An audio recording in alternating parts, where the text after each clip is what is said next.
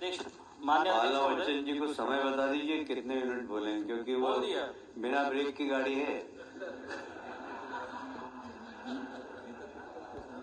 वो पहले टाइम निर्धारित हो गया। माननीय अध्यक्ष महोदय, मैं आपको धन्यवाद देता हूं कि प्रदेश में किसानों को रबी फसल हेतु खाद दोनों पक्षों के जो प्रथम वक्ता हैं वो कोशिश करेंगे 5 से 7 मिनट में उनकी बात पूरी होए। ठीक है माननीय अध्यक्ष महोदय, मैं कोशिश करूंगा। थोड़ा आपकी कृपा हो जाए, चाय नाश्ता भी कुछ मिल जाए। माननीय अध्यक्ष, ये क्या है? थोड़ा सा सभी लोगों का दर्द है कि सदन की लॉबी में अब आप जाएंगे तो चाय आपको मिलेगी। तो पुराना रद्दी वाला सब वो अगर रात में चलाई गई बीवी बच्चों को भी हम बुला लेगा। चलो बाला बच्चन जी चर्चा प्रारंभ करें। माननीय अध्यक्ष महोदय, प्रदेश में किसानों को रबी फसल हेतु खाद नहीं मिलने से उत्पन्न स्थिति के संबंध में हमारे नेता प्रतिपक्ष आदरणीय श्री उमंग सिंगार जी ने चर्चा जो सदन में मांगी, आपने चर्चा को स्वीकार किया और नियम 139 का अधीन अविलंबनीय लोक महत्व का विषय आपने माना और उस पर आपने हमको चर्चा के लिए समय जो दिया और मुझे भी बोलने का उसमें अवसर दिया, उसके लिए मैं आपको धन्यवाद देता हूं माननीय अध्यक्ष महोदय। माननीय अध्यक्ष महोदय, वैसे हम लोगों की जानकारी में है पूरे मध्य प्रदेश में खाद की बड़ी दिक्कत है, बड़ी समस्या है, बड़ी किल्लत है और किसानों को बहुत समस्याओं से जूझना पड़ रहा है। मैं समझता हूं कि ये विधानसभा में अभी जो प्रश्न लगे हैं, लगभग 1766 प्रश्न लगे हैं, उसमें बहुत सारे खेती, किसानी और खाद की किल्लत से संबंधित प्रश्न थे। 200 करीब ध्यान आकर्षण लगे हैं, वो भी खाद की दिक्कत से संबंधित थे। तो मैं समझता हूं कि पूरे प्रदेश को इस तरह से कवर किया है खाद की समस्या ने और आपने इस विषय को एक्सेप्ट किया, स्वीकार किया है और चर्चा करने के लिए आपने आज सदन में हम लोगों को जो अवसर दिया है, ये बड़ी बात है। माननीय अध्यक्ष महोदय, मैं निमाड़ के बड़वानी जिले से आता हूं। मैं आपको बताना चाहता हूं, मेरी विधानसभा से मैं शुरू करता हूं। राजपुर विधानसभा क्षेत्र में लगभग 16 से 17 सोसाइटियां हैं। पहले सोसाइटियों में भरपूर खाद मिलता था। किसानों के पास पहले साधन जो बैलगाड़ियां हुआ करती थी, बैलगाड़ियां भर भर के खाद ले जाते थे। बाद में ट्रैक्टर हुए, ट्रैक्टर की ट्रालियां भर भर के खाद ले जाते थे।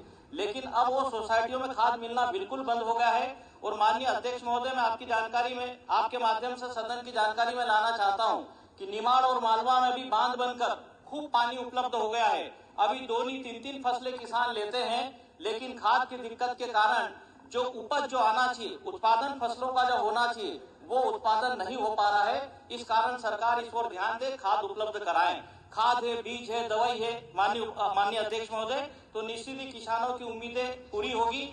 और मैं भी, आप सब इस बात को जानते हैं कि आप सब जो इस बात को कहते, खेती को लाभ का धंधा बनाने की बात करते हैं, तो अगर उन्हें खाद नहीं मिलेगा, समय पर अगर बिजली नहीं मिलेगी, पानी नहीं मिलेगा, अच्छा बीज नहीं मिलेगा, तो खेती लाभ का धंधा कैसा बन पाएगा? तो मोटी समस्या है। और इस बात को लेकर कांग्रेस पार्टी के नेतृत्व में 16 तारीख को विधानसभा का घेराव भी हुआ है, जिसमें हमारे प्रदेश कांग्रेस कमेटी के अध्यक्ष आदरणीय जीतू भाई पटवारी जी के नेतृत्व में, हमारी मध्य प्रदेश विधानसभा के नेता प्रतिपक्ष आदरणीय उमंग भाई सिंगार जी के नेतृत्व में यहाँ विधानसभा का घेराव भी हुआ है। और जगह जगह भी किसानों के द्वारा माननीय अध्यक्ष महोदय प्रदर्शन भी किए जा रहे हैं और धरना भी दिए जा रहे हैं। उसके बावजूद भी खाद नहीं मिल पा रहा है।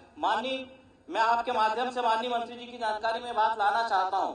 माननीय मंत्री जी का बयान आता है, ये बयान और कालाबाजारी करने वाले, खाद की कालाबाजारी करने वाले को और उनके हौसले बुलंद करने वाले बयान आते हैं। माननीय मंत्री जी बयान देते हैं कि खाद की किल्लत या खाद की दिक्कत या खाद का संकट तो बोले इसलिए हो रहा है कि रूस और यूक्रेन का युद्ध हो रहा है। माननीय अध्यक्ष महोदय, युद्ध स्टार्ट होने को लगभग 3 साल हो गए।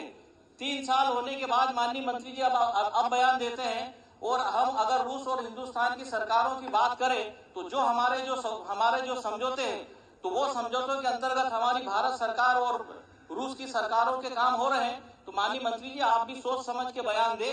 दूसरी बात, आप जो बोलते हैं कि ये विभाग मेरे पास नहीं आता, ये विषय मेरे पास नहीं है, तो इससे किसानों में भी मायूसी हो रही है, कंफ्यूज किसान भी हो रहे हैं। और जहां तक मैं समझता हूं कि मंत्री जी खुद भी डबल माइंडेड हो रहे हैं कि ये विषय आपके अंतर्गत नहीं आता है, तो फिर विधानसभा जो चलती है, तो विधानसभा में जवाब कौन देता है? आज इसको कौन सुनेगा, कौन इसको जवाब देगी? इसकी अकाउंटेबिलिटी किसकी है, इसकी रिस्पॉन्सिबिलिटी किसकी है?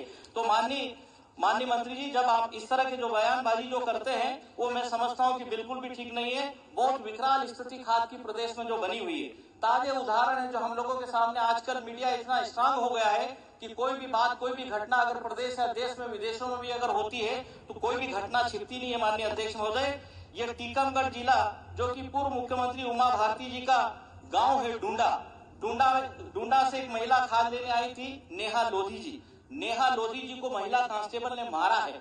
यह सबकी जानकारी में है। वो खाद के कारण उनको मारा गया था। तो माननीय अध्यक्ष महोदय, सरकार और माननीय कृषि मंत्री जी और मुख्यमंत्री जी ये कह के, ये पल्ला झाड़ के किसानों से, मैं समझता हूं कि किसानों को और नुकसान पहुंचाने की बात नहीं करे और कालाबाजारी करने वालों के हौसले भी बुलंद होते हैं। जहां तक मेरी जो जानकारी में माननीय अध्यक्ष महोदय, अगर आप कालाबाजारी को नहीं रोकोगे, जहां सरकार बैठती प्रदेश की राजधानी भोपाल में बेरसिया विधानसभा क्षेत्र में एक गौर कृषि सेवा केंद्र के संचालक कमल सिंह गौर के विरुद्ध कालाबाजारी की जो एफआईआर हुई है, इसके बाद कोई हम सतना की बात कर ले, टीकमगढ़ की हम बात कर ले, शिवपुरी जिले की कोलारस की हम बात कर ले, जबलपुर की बात कर ले, जगह जगह माननीय अध्यक्ष महोदय खाद की समस्या को लेकर और खाद की कालाबाजारी को लेकर ये समस्याएं जो आ रही है, आपके उधर मैं बताना चाहता हूं कि दिल्ली और यूपी के जो कालाबाजारी करने वाले भी गाड़ियां भर के, ट्रकें भर के खाद ले जा रहे हैं, लेकिन सरकार का बयान आता है कि यह हमारा विषय नहीं है, हमारा विषय नहीं है, हमारा विभाग नहीं है। तो माननीय मंत्री जी, इसको आप गंभीरता से ले तो मैं समझता हूं कि खाद की जो कमी है, कालाबाजारी है, उस पर रोक लग सकेगी और खाद किसानों को मिल पाएगा और उसके बाद किसान अपनी खेती को आय का लाभ